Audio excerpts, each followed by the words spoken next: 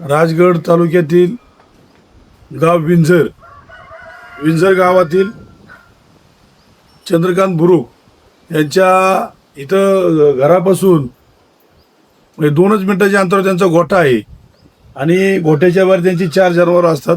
म्हणजे आतमध्ये मोठ्याली जनावरं असतात, इथे छोटी वासरं होती. ती 2 वासरं हे दाखवा.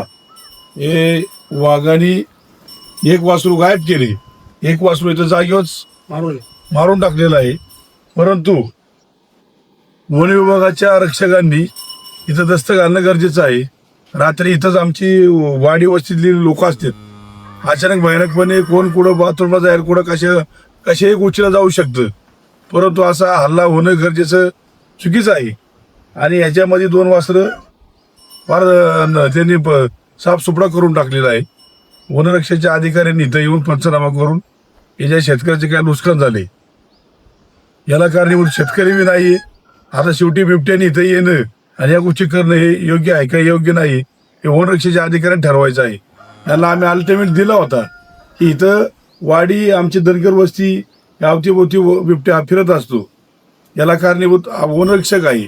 आज या आमच्या शेतकऱ्याचं एवढं हानी झालेली आहे, याचा आपण पंचनामा करून योग्य ती कारवाई करावी.